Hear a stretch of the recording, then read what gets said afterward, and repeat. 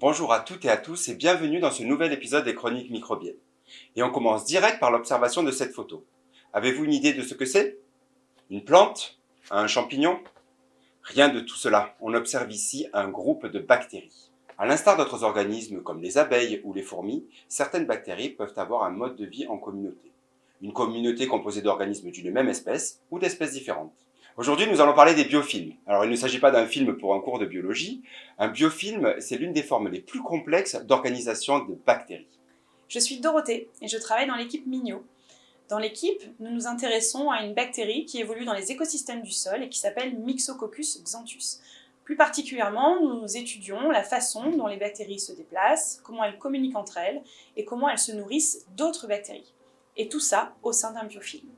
Alors un biofilm, c'est quoi? C'est une communauté de bactéries au sein de laquelle les cellules adhèrent entre elles et à une surface. Elle se trouve à l'intérieur d'une matrice adhésive et protectrice qui est produite, sécrétée par la communauté elle-même. Les biofilms sont une des formes de vie organisée les plus anciennes sur Terre, qui remontent à 3,5 milliards d'années. On les retrouve dans un grand nombre d'écosystèmes, même les écosystèmes les plus extrêmes. Et ce qu'il faut savoir, c'est que les biofilms représentent à peu près 80% de la biomasse bactérienne à la surface de la planète. Et donc pourquoi est-ce que les bactéries résident sous forme de biofilms? Bien, en fait, la matrice produite au sein de ce biofilm va permettre d'assurer la protection de la communauté bactérienne. Protection des perturbations de l'environnement, protection de certains stress et protection, par exemple, vis-à-vis de la présence des antibiotiques. Et c'est d'ailleurs pour cette raison que les biofilms représentent un véritable défi médical. En effet, ils sont non seulement difficiles à éliminer, mais ils représentent également 70 à 80% des infections microbiennes contractées dans les établissements de santé. Les biofilms jouent aussi un rôle important dans un grand nombre d'écosystèmes. Aussi, la compréhension des mécanismes menant à leur formation a des retombées dans des domaines aussi variés que l'écologie, l'agriculture, l'alimentation, la pharmacie ou encore la biorémédiation. Et la biorémédiation, c'est le fait d'utiliser des organismes vivants pour éliminer des polluants comme des métaux lourds ou encore des plastiques dans l'environnement. Prenons l'exemple de l'agriculture. Dans les écosystèmes des sols, certains biofilms s'établissent sur les racines des plantes. Et cette association est parfois essentielle à la survie de la plante. En effet, le biofilm va produire des molécules qui sont importantes pour la croissance de la plante, et en retour, la plante va fournir des nutriments pour le développement du biofilm bactérien.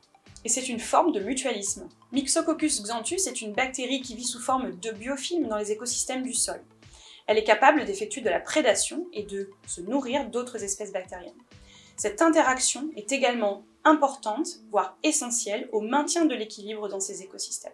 Les biofilms, c'est Anton van Leeuwenhoek, un commerçant néerlandais du XVIIe siècle qui les observe pour la première fois. C'est en essayant de regarder de la plaque dentaire au travers d'une sorte d'ancêtre de microscope optique pas du tout destiné à la biologie qu'il observe pour la première fois ce qui des années plus tard allait être appelé biofilm.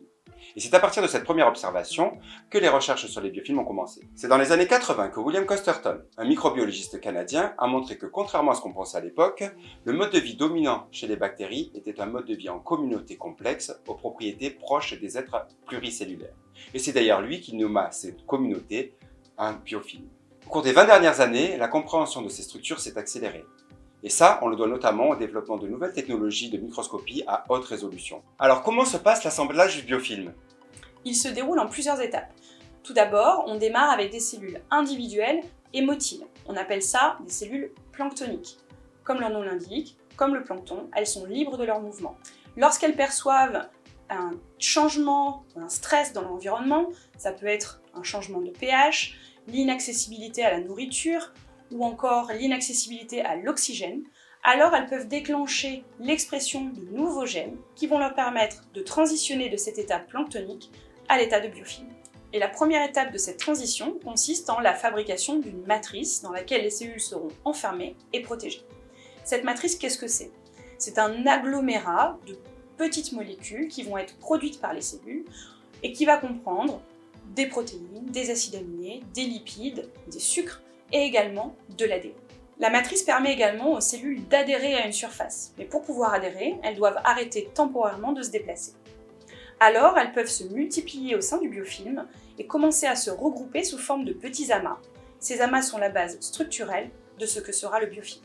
Après, il faut garder en tête que le biofilm est une structure dynamique qui évolue en permanence dans l'espace et dans le temps.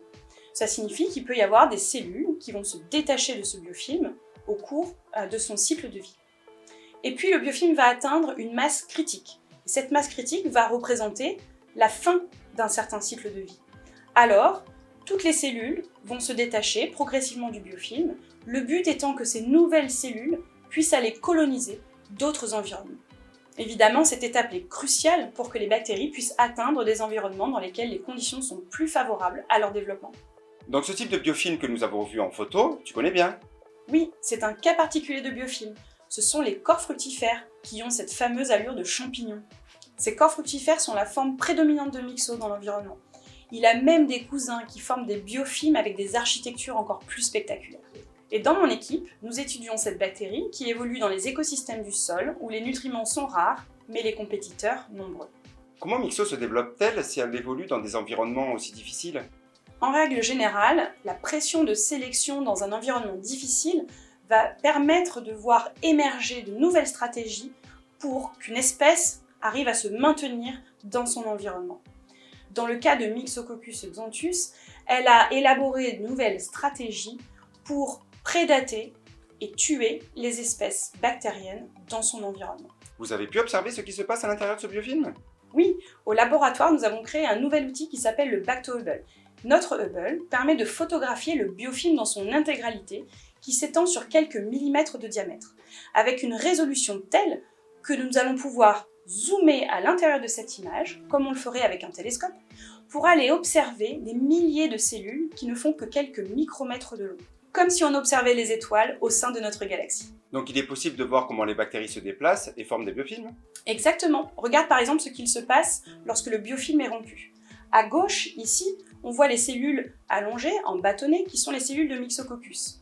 Elles sont déposées sur une surface sur laquelle elles sont capables de se déplacer. Et on l'a vu, la capacité à se mouvoir est essentielle pour la formation du biofilm, dans le cas de Myxo, comme dans le cas de toutes les bactéries qui forment des biofilms. Dans le cas de Myxococcus, cette capacité à se déplacer réside sur la production de petits filaments qui sont invisibles à cette échelle et qu'on appelle des pili. Est-ce que ces filaments fonctionnent comme des pattes? Pas vraiment. En fait, on est capable de rendre artificiellement fluorescents ces petits filaments et de les observer au microscope alors qu'ils ne font que quelques nanomètres de diamètre. Si on veut comprendre comment ça fonctionne, il faut imaginer que ces petits filaments sont équipés d'un harpon à leur extrémité. La cellule va les projeter au-devant d'elle, le harpon va être capable de se fixer au niveau de la surface avec laquelle il est en contact, un petit peu à la Spider-Man, et une fois que le point d'ancrage est établi, la cellule va pouvoir rétracter ses filaments et ainsi se rapprocher de ce point d'ancrage vers l'avant. Myxo peut donc se déplacer aisément dans le sol, seul ou sous forme de biofilm? Tout à fait. Et les déplacements de Myxococcus dans le sol vont lui permettre d'explorer son environnement et donc de rentrer en contact avec sa nourriture, les autres bactéries. Dans les conditions du laboratoire, nous avons trouvé que Myxococcus aimait bien se nourrir de la bactérie modèle Escherichia coli. Ce que vous voyez ici, à droite, sont des petites cellules d'Escherichia coli que l'on a mis à la disposition de Myxococcus affamé. En filmant ces deux colonies au cours du temps, Myxo d'un côté, coli de l'autre, on va pouvoir observer clairement la capacité des cellules de Myxo à se déplacer sur des surfaces solides, notamment grâce à leurs petits pili. Il va leur falloir plusieurs heures pour traverser cette distance de quelques millimètres et atteindre la source de nourriture qu'est Escherichia coli. Et alors la prédation en détail, ça se passe comment? On observe qu'ensemble, les cellules de Myxo sont capables de pénétrer le groupe dense des proies, Escherichia coli. On constate la formation de petites vagues qui rappellent le mouvement du sable en bord de mer, qui forment ces petites dunes régulières à l'endroit où les vagues fluent et refluent. Ce phénomène, appelé rippling, illustre le niveau de complexité sous-jacent à la formation du biofilm de Myxo et de ses congénères bactériens. Une fois que Myxo rencontre sa proie, comment fait-elle pour s'en nourrir? Une fois le contact établi avec la proie, Myxo la lise, c'est-à-dire qu'elle va entraîner la rupture de son enveloppe. Alors la cellule de la proie explose et va libérer tout son contenu dans l'environnement. Ceci est visible sur cette vidéo où l'on voit que l'aspect de la cellule d'Escherichia coli va être modifié suite au contact avec la prédatrice Myxo. Bien qu'on ne sache pas encore de quoi exactement Myxo se nourrit, on sait que ce qui fait suite à la lise de la proie, c'est la libération de sucre, de lipides, d'acides aminés et de protéines. Si on attend encore un peu, ce qu'on voit, c'est qu'une fois que les bactéries de Myxo sont rentrées en rippling, elles vont continuer à progresser sur la colonie d'Escherichia coli et elles déciment tout sur leur passage.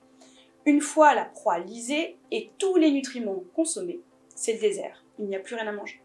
C'est alors que les cellules de Myxo vont entamer un nouveau programme de développement pour se regrouper en ces amas qui vont être la base structurale des corps fructifères.